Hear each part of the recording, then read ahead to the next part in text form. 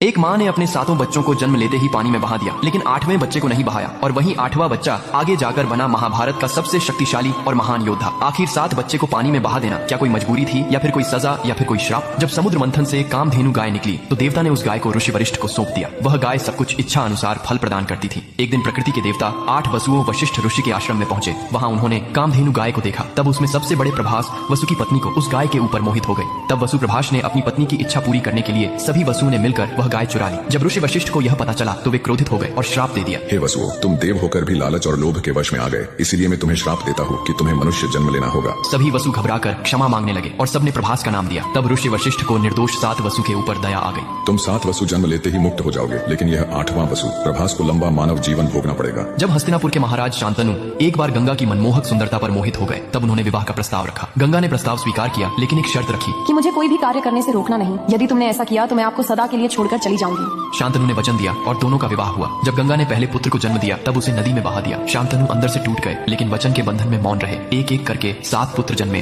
और गंगा ने सभी को नदी में प्रवाहित कर दिया। लोग शांतनु को कहते थे यह कैसी निर्दयी माँ है, लेकिन असल में गंगा उन 7 वसुओं को श्राप से मुक्त कर रही थी। जब 8वां पुत्र प्रभास वसु जन्मा तब गंगा फिर उसे नदी की ओर ले चली, लेकिन इस बार शांतनु सह न सके। उन्होंने बहा देने से पहले रोक लिया। अब बस 7 बच्चों को खो चुका हूँ, इसे मैं नहीं मरने दूंगा। ये पुत्र मेरा वारिस बनेगा। तब गंगा बोली, हे राजन, आपने मेरी शर्त तोड़ दी। अब मैं आपको छोड़कर सदा के लिए जा रही हूँ। गंगा अपने पुत्र देवव्रत को लेकर स्वर्गलोक चली गई। वहाँ उन्होंने उसे वेद, शास्त्र, धनुर्वेद और युद्ध कला की शिक्षा दी। जब देवव्रत युवा हुए, गंगा ने उन्हें उनके पिता शांतनु को सौंप दिया। आगे चलकर देवव्रत ने अपने पिता की खुशी के लिए आजीवन ब्रह्मचर्य का व्रत लिया। यही व्रत ने उन्हें नाम दिया गंगा पुत्र भीष्म पितामह। तो दोस्तों, अब मुझे यह बताओ कि महाभारत का सबसे बड़ा योद्धा कौन था?